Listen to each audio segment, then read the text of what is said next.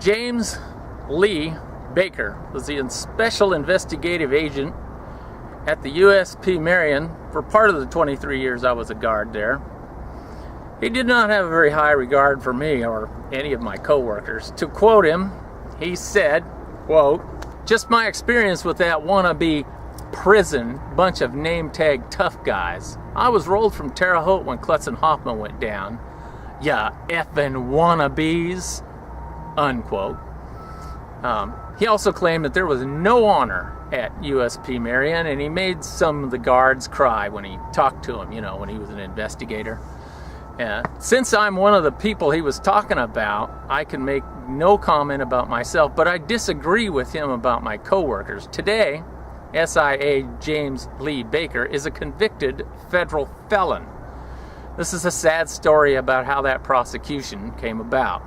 I'll let you decide who, if anybody, has any honor in this story. SIA Baker claimed to have been used to augment the regular staff after the two officers were murdered in 1983. If I'm to understand him correctly, he didn't have a very high opinion of the staff at the time, and he was very specific in his low opinion of the staff in the year 2000 when he came to USP Marion as the Special Investigative Agent, or the SIA as we call them. He may have gotten his low opinion on his work, investigating staff misconduct. The SIA is the highest local investigator. There are others that can be brought in, such as the FBI, the Office of Internal Affairs, the General Inspector General, the Special Investigative Supervisor, and a few other in this big long alphabet full of federal agencies that show up at our door every now and then. As I may have stated elsewhere in other videos, I've been the subject of many of these investigations based on inmate complaints. SIA Baker worked closely with the Special Investigative Supervisor, or SIS as they're known. In October of 2001, there was also a correctional counselor assigned to the SIS office. As you can tell, there are several locally assigned people who have the duty to investigate the misconduct of staff. Inmates keep this constant stream of complaints that keep all these people busy. I've had investigations on me last more than a year. To round out my description of the SIA Baker, he habitually had greasy hair, liked to ride motorcycles, and was a white male married to a black lady who worked there at Marion. He eventually divorced her. She was relieved of her duties when she was investigated for improper relationships with inmates. And I'll leave you to figure out what that meant. This whole story, was started by an inmate who was reported to have been making sexual advances to a child of another staff member. I was told by another lieutenant who was fired because of all of this incident that I'm going to tell you about. There are several government-owned houses on the prison grounds, and they're rented by Bureau employees. All the maintenance on these houses are done by inmates from the satellite camp. Inmates at the camp are, for the most part, drug offenders or convicted of minor non-violent crime. This particular camper that we're talking about was a drug pusher from Chicago by the name of, and I hope I pronounce this even close to being right, Babaji Akinwale. Prisoner number 10337-424. And he was serving a 13-year sentence plus 10 years of supervised release. Now, this is a photo of a guy by the same name who appears to be about the right age, who lives in Chicago. It's very possibly Akinwale. And he was put back on the streets in June of 2009. And since he was born in December of 1976, that made him about 24 years old when he met SIA Baker and the other lieutenant who was working in the SIS office, or as a counselor or something. I'm a little unsure as to what this other lieutenant's specific duties were on that day. Now, this story takes place on the 11th of October, 2001. And what happened, according to the other lieutenant and court documents that I researched, was that this inmate, Babaji Akinwale, if I'm saying that right, was not confessing to making the advances of a sexual nature to this child. Try as they might, they couldn't get a confession from inmate Ackenwale. Now, let me tell you, as a person who has sat in that hot seat in the SIA office, these people can bring intense psychological pressure to bear on a suspect in an investigation. They can make it seem that your world is about to fall in, and all you have to do is confess to a crime, even if you haven't committed it, just to make it all stop. I know one guy who seriously contemplated suicide after one of these interviews. I think he's the only male employee I have ever hugged. It seems, you have to consider suicide before I'm going to hug you. After their best efforts, with nothing to show for it, they decided to go a little beyond what the law allowed.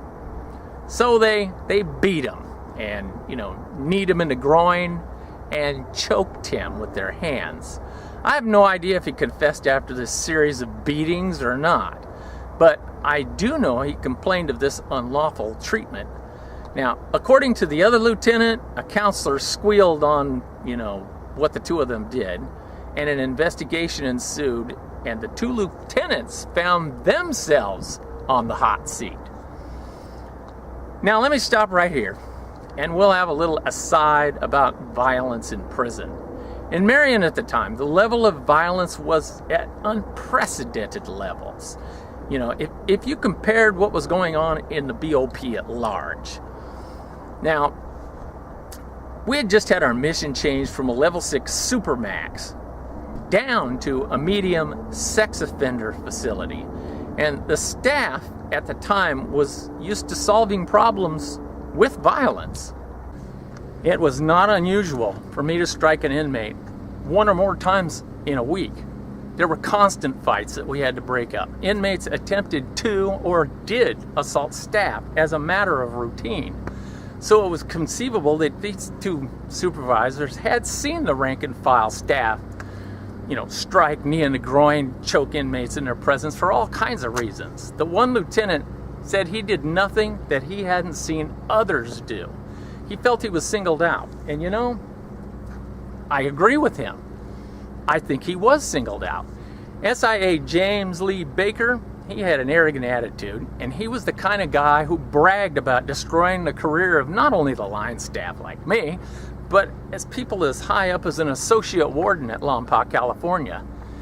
He did not make friends very well with at least most of us, myself included. Most of us really disliked him, to tell you the truth. And the only good thing that I can say about him was he wasn't a racist. Normally, this is the very first complaint that an inmate makes that is about any staff member they're complaining about. First off and foremost, you're a racist. And since Mrs. Baker was black and he was white, I'd say that puts that angle to bed for good. Now, another point I'd like to make is SIA Baker was very fond of telling us that to lie to him was an offense punishable by 5 years in federal prison. On the other hand, as an employee, I had no right to refuse to answer any questions. So the trick is to manipulate the subject of the investigation into a situation that makes it appear that he's lying and then threaten him with prison. This is, I can tell you, a severe stress on the employee and why most of us are very bitter. Since this tactic was used on these two supervisors, they are both, by their own admission, very bitter. Now, according to the grand jury investigation, not only did James Lee Baker lie, but he lied about using force and threats of force to intimidate witnesses, to his and that other lieutenant's criminal assaults on inmate Ackenwale. The two of them were accused of torture to coerce a confession. Very serious charges indeed. The two supervisors were given a choice: resign or face prosecution that could put them in jail for more than 40 years and $1 million plus fine. The one lieutenant took them up on their offer and resigned. I personally liked and respected the man who resigned. I can understand why he's angry and bitter. If I was in his shoes, I'd feel the same way. It's too bad, in my opinion, that he was treated the way he was. You know, in my opinion, he was in the wrong place at the wrong time, and what happened to him could have happened to most people in the same situation. Keep in mind, he was trying to protect a child of one of his neighbors and co-workers from what he thought was a predator. The other guy, SIA James Lee Baker, on the other hand, he was trying to put another notch on his gun, in my opinion. He was going to solve the crime, even if the suspect wasn't guilty. You know, it looked really good to the warden that he got a confession from a drug pusher doing 13 years. You know, a Chicago kid putting the moves on children of the guards. He just had to be stopped. And SIA Baker, he was the man to do the stopping. What he did get done was get charged by a federal grand jury with depriving a person of the right against cruel and unusual punishment as guaranteed by the United States Constitution, while that person was in a special or maritime jurisdiction of the U.S. government. Prisons are in a special or maritime U.S. jurisdiction. Then he lied to 3 people in an attempt to keep his crime secret from the investigators of the U.S. government. Oh, and when I say that he lied 3 times, I don't mean he lied just 3 times. I mean he lied 3 times to 3 separate investigators. That's what I mean.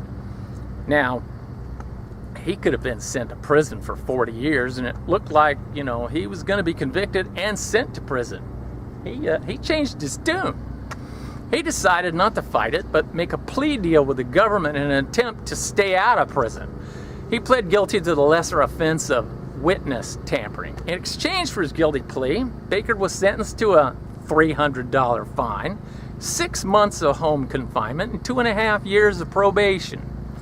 You know, the other consequences he's subject to, I'll let the judge tell you in his own words. The Honorable James L. Foreman, you know, district federal judge, said to Baker on April the 7th of 2003, he said, quote, "If I accept your plea, then that amounts to you losing certain and valuable civil rights. The right to vote, the right to serve on a jury, the right to hold public office, and the right to possess a firearm," unquote. The only thing about this whole incident is that the guy who was offered to make the, you know, deal, the whole deal, just disappear and go away by resigning, refused to make that deal. But he did make the deal when it looked like he was going to go to prison, you know, and lose his valuable civil rights. So what he did get is some home confinement. Now he's a federal felon, you know, with all of those consequences. But don't worry, it will cost us, the taxpayer, because we paid for his legal fees of $8,799.44. Because supposedly he's too poor to pay his own bills. Yet he went on a Caribbean cruise while he was serving this sentence.